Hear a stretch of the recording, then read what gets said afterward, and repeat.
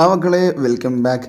നമ്മൾ ഇന്നത്തെ സെഷൻ മുതൽ ഇനിയുള്ള കുറച്ച് വീഡിയോസായിട്ട് നമ്മൾ entrance exam especially NEET, JEE, KEAM, CUSAT പോലെയുള്ള എൻട്രൻസ് എക്സാമിന് നിങ്ങൾ അറിഞ്ഞിരിക്കേണ്ട കുറച്ച് ക്വസ്റ്റ്യൻസ്, കുറച്ച് ടോപ്പിക്സാണ് സീരിയസ് ആയിട്ട് ചെയ്യാൻ വേണ്ടി പോകുന്നത്. അപ്പോൾ ഇന്നത്തെ സെഷനിൽ ഒരു ക്വസ്റ്റ്യൻ എന്തായാലും വരുന്നുണ്ട്, ലേറ്ററായിട്ട് വരുന്നുണ്ട്. അതിന് മുമ്പ് കുറച്ചൊരു കാര്യങ്ങൾ പറയട്ടെ.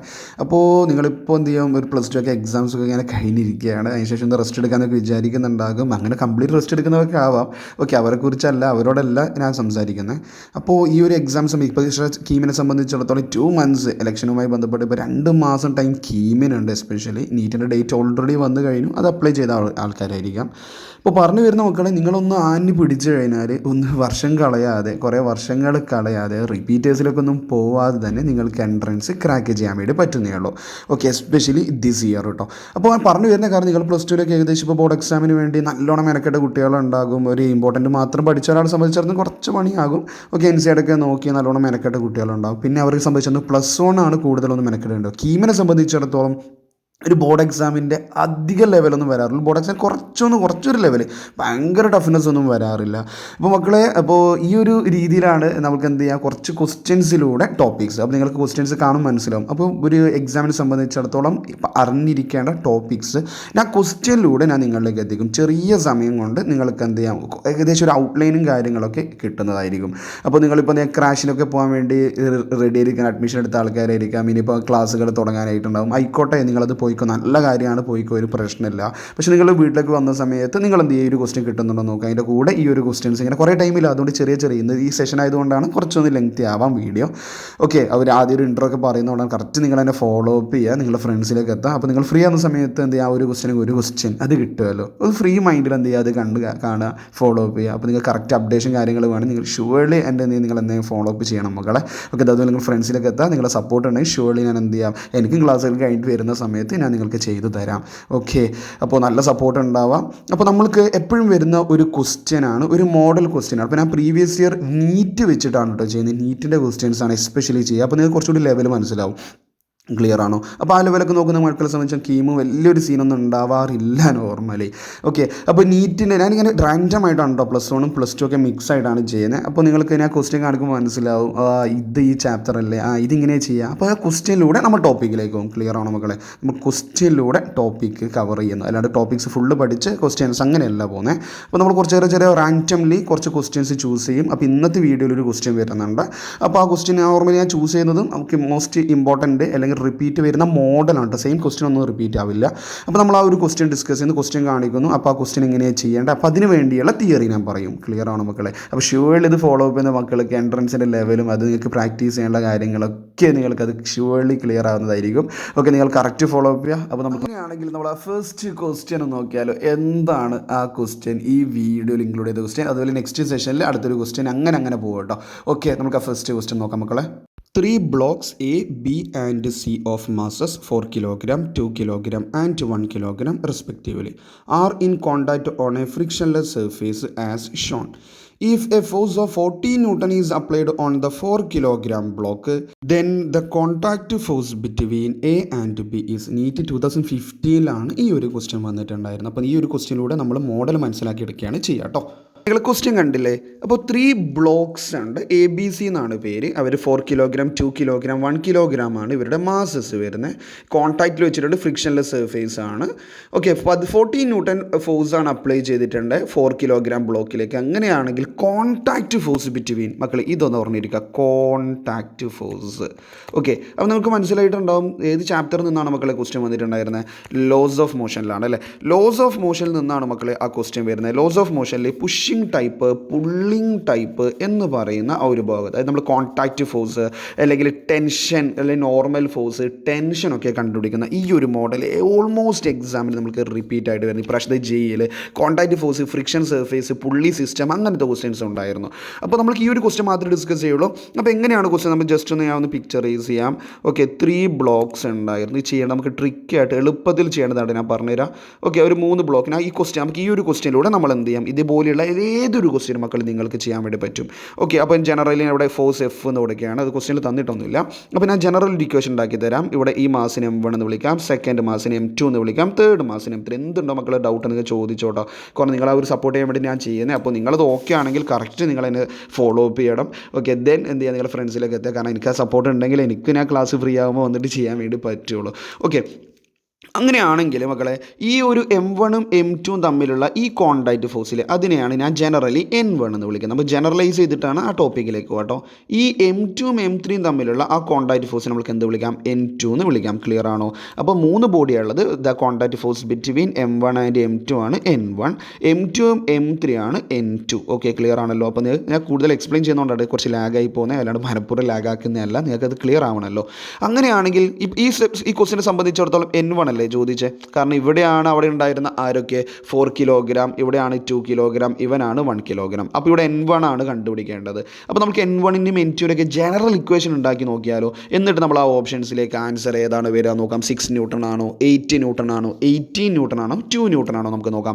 അപ്പോൾ N1 എങ്ങനെയാണ് കണ്ടുപിടിക്കുക? ശരിക്കും പറഞ്ഞാൽ N1ഉം N2 എന്നൊക്കെ പറഞ്ഞാൽ എന്താണ്? ഈ രണ്ട് ബോഡീസ്, ഈ N1 M2 എന്നൊക്കെ ഫോഴ്സ് അല്ലേ? ഓക്കെ, ബോഡീസുകൾ തമ്മിലുള്ള കോൺടാക്റ്റ് ഫോഴ്സസ് ആണ് N1ഉം M2ഉം. M1ഉം M2ൻ്റെ ഇടയിലാണ് N1 വരുന്നത്, M2ൻ്റെയും M3ൻ്റെ ഇടയിലാണ് N2 വരുന്നത്. അപ്പോൾ നമ്മൾ ഈ ഒരു ഫോർമാറ്റ് എങ്ങനെയാണ് ചെയ്യാന്ന് ചോദിച്ചാൽ ഒന്നുമില്ലടാ, വളരെ സിമ്പിളാണ്.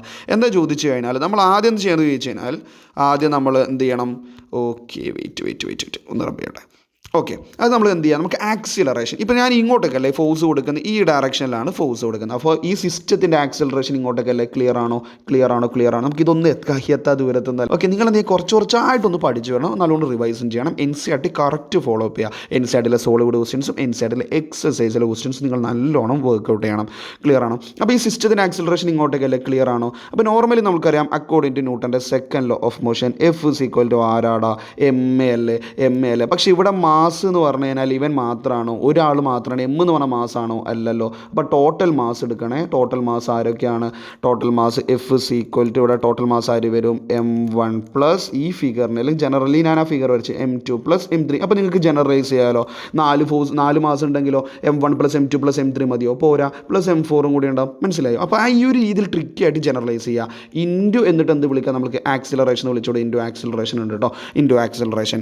അങ്ങനെയാണെങ്കിൽ നമ്മൾ ഇതിൽ നിന്നും from this equation what will be, നമ്മുടെ ആക്സിലറേഷൻ എന്തായിട്ട് മാറും? F divided by M1 plus M2 plus M3. Clear ആണോ? ഇങ്ങനെയല്ലേ വരിക ഈ കേസിൽ. ഇപ്പോൾ 4 ആളാണെങ്കിൽ M4 വരും. ഒരു ക്വസ്റ്റ്യനിലൂടെ നമ്മൾ ജനറലൈസ് ചെയ്യണം. അത് നിങ്ങൾ ആദ്യം പഠിച്ചിരിക്കണം. നമ്മൾ ആദ്യം ഒരു മോഡൽ പഠിക്കുന്നത് അതന്നെ വരുന്നല്ല. ആ ഒരു കോൺസെപ്റ്റ് ക്ലിയർ ചെയ്യുക. ഇതേ മോഡൽ അല്ലെങ്കിൽ ഈ ഒരു ഫോർമാറ്റിൽ വരുന്ന ഏതൊരു ക്വസ്റ്റ്യനും എന്നെ കൊണ്ട് ചെയ്യാൻ പറ്റുന്ന കോൺഫിഡൻസ് ബൂസ്റ്റപ്പ് ചെയ്യുക. ക്ലിയർ ആണോ? F divide by M1 plus M2 plus M3. അതുപോലെ നിങ്ങൾക്ക് ക്വസ്റ്റ്യൻ വർക്കൗട്ട് ചെയ്യാനുള്ള ക്വസ്റ്റ്യൻസ് വേണം, നിങ്ങൾ പറയണം. കമൻറ്റ് ബോക്സിൽ നിങ്ങൾക്ക് സജഷൻസ് ആയിരിക്കും. നിങ്ങൾ പറയുന്ന സജഷൻസ് വെച്ച് ഞാൻ ചെയ്യുള്ളൂ. ഓക്കെ, അപ്പോൾ നിങ്ങൾക്ക് ഈ ഒരു ടോപ്പിക് ഡിസ്കസ് ചെയ്യും. ആ ഒരു മോഡൽ കൂടി വർക്കൗട്ട് ചെയ്യാൻ വേണമെങ്കിൽ പറ, ഞാൻ അതും കൂടി ആഡ് ചെയ്യാം. നിങ്ങൾ ഹോം വർക്കായിട്ട് ചെയ്തോ, വർക്കൗട്ട് ക്വസ്റ്റ്യൻ ആയിട്ട് ചെയ്തോ. ക്ലിയർ ആണോ? അപ്പോൾ ഇവിടെ ആക്സിലറേഷൻ ഇതാണെന്ന് കിട്ടിയിട്ടുണ്ട്. നമുക്ക് N1 കണ്ടുപിടിക്കണം, N2 കണ്ടുപിടിക്കണം. അപ്പോൾ N1ഉം N2 കണ്ടുപിടിക്കണം. ശരിക്കും പറഞ്ഞാൽ ഈ N1ഉം N2 എന്ന് പറഞ്ഞൊക്കെ ഇവർ രണ്ടാളും എന്താണ്? ഫോഴ്സസ് ആണ്. ഇതിനെ തൊട്ട് മുമ്പ് പറഞ്ഞു. അത് നിങ്ങൾക്ക് മനസ്സിലേക്ക് കൊണ്ടുവരാനുണ്ടെങ്കിൽ റിപ്പീറ്റ് ചെയ്യുന്നത്. ഓക്കെ, അപ്പോൾ മക്കളെ നിങ്ങൾ N1 കണ്ടുപിടിക്കുക. M1 എന്ന് പറഞ്ഞാൽ ആരുടെയൊക്കെ ഇടയിലാണ്? N1 എന്ന് പറഞ്ഞാൽ ആരുടെയൊക്കെ ഇടയിലുള്ള ഫോഴ്സാണ്? Contact ഫോഴ്സാണ് M1 and M2. അപ്പോൾ അത് ഫോഴ്സാണ്, നിങ്ങൾക്ക് മനസ്സിലായാലോ. അപ്പോൾ നോർമലി ന്യൂട്ടൻ്റെ സെക്കൻഡ് ലോ പറയുന്നു F = ആരാണെന്നാണ് പറയുന്നത്? MA അല്ലേ.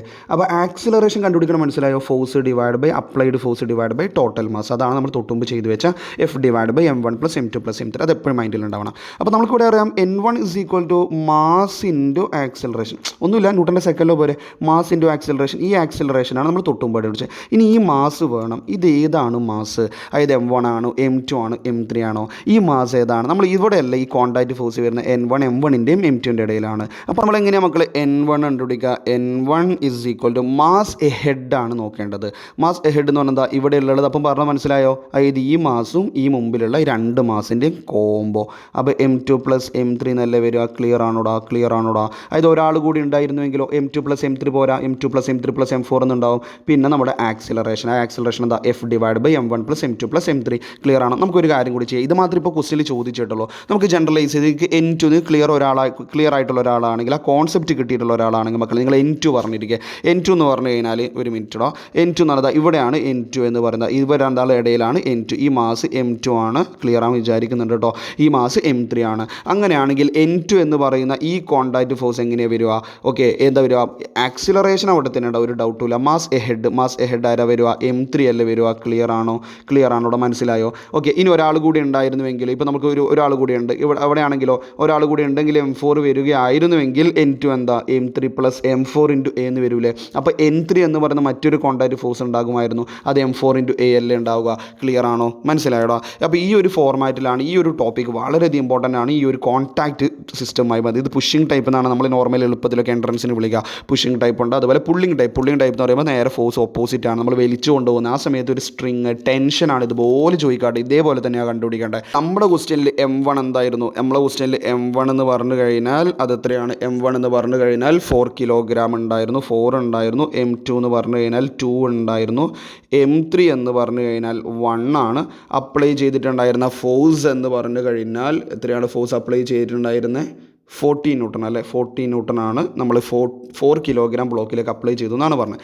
അങ്ങനെയാണ് നമ്മൾ ഇക്വേഷനിൽ കൊടുക്കുക. അങ്ങനെയാണെങ്കിൽ നമ്മുടെ എന്താണ് വരിക? M2+m3. N1 = M2+m3. ഇവിടെ തന്നെ ആഡ് ചെയ്താൽ പോരെ. M2+m3 എന്ന് പറഞ്ഞാൽ 2+1. ആൻസർ വിൽ ബി എത്ര ഉണ്ടാകും? 3 ഉണ്ടാകും. 3 × ആക്സിലറേഷൻ. ഓക്കെ, നമുക്ക് ഇവിടെ തന്നെ ചെയ്യാം. ഇവിടെ തന്നെ കൊടുക്കുകയാണ്. ഓക്കെ, ആ ഒരു കേസ് ഓർമ്മ വേണേ. 4, 2, 1 ആണ്. 14 ന്യൂട്ടൺ ആണ് അപ്ലൈ ചെയ്തത്. ഓക്കെ, അപ്പോൾ N1 = M2+m3 എന്ന് പറഞ്ഞു കഴിഞ്ഞാൽ 2ഉം 1ഉം കൂട്ടി 3 കിട്ടി. ആക്സിലറേഷൻ എന്ന് പറഞ്ഞാൽ force divide by total mass. Apply ചെയ്ത ഫോഴ്സ് 14 ആണ്. ടോട്ടൽ മാസ് എത്രയാണ്? 4+2+1 അല്ലേ? 4+2+1 അല്ലേ വരിക? 4+2+1 ടോട്ടൽ മാസ്. അത് ഫുള്ള് വരിക കേട്ടോ, ഫുള്ള് വരും.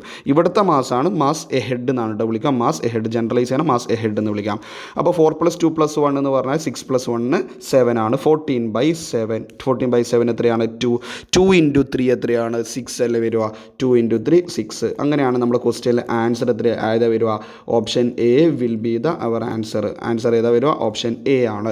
ക്ലിയർ ആണോ മക്കളെ? ക്ലിയർ ആണോ? ഇതാണ് ഈ ഒരു format from laws of motion contact ഫോഴ്സിൻ്റെ ഈ ന്യൂട്ടൻ്റെ തേർഡ് ലോ കോൺടാക്റ്റ് ഫോഴ്സുമായി ബന്ധപ്പെട്ട് ന്യൂട്ടൻ്റെ തേർഡ് ലോയും സെക്കൻഡ് ലോയും ഫോർമാറ്റൊക്കെ വരുന്ന ഈ ഒരു ഭാഗം വളരെയധികം ഇമ്പോർട്ടൻ്റ് ആണ്. ഏതൊരു എൻട്രൻസ് എക്സാം എടുത്തു കഴിഞ്ഞാലും, എസ്പെഷ്യലി നീറ്റ് ആവട്ടെ, കീം ആവട്ടെ. ക്ലിയർ ആണോ മക്കളെ? അപ്പോൾ ഈ ഒരു ഫോർമാറ്റ് ക്ലിയർ ആയി വിചാരിക്കുന്നു. ഇതിൻ്റെ ഫോർമാറ്റ് വരുന്ന മോഡൽ ക്വസ്റ്റ്യൻസ് നിങ്ങൾക്ക് ഏതൊരു മെറ്റീരിയലും കാണാൻ വേണ്ടി പറ്റും. നിങ്ങളത് ഫോളോ അപ്പ് ചെയ്യുക. നെക്സ്റ്റ് സെഷനിൽ നമുക്ക് മറ്റൊരു important question from different chapter ആയിട്ടോ റാൻഡം ചാപ്റ്റർ ചൂസ് ചെയ്യാം. ചിലപ്പോൾ ഇതേ ചാപ്റ്ററിൽ നിന്ന് വരും. ഇങ്ങനെ കുറച്ചായിട്ട് ചെയ്തു പോവാം. ക്ലിയർ ആണോ? നിങ്ങളുടെ അഭിപ്രായം കമൻറ്റ് ബോക്സിൽ അറിയിക്കുക. അപ്പോൾ കുറച്ചായിട്ട് ഫ്രീ ആകുമ്പോൾ ഒന്ന് കണ്ട് ഒന്ന് പ്രാക്ടീസ് ചെയ്യാം കേട്ടോ. നെക്സ്റ്റ് സെഷനിൽ വീണ്ടും കാണാം മക്കൾ. Okay, thank you.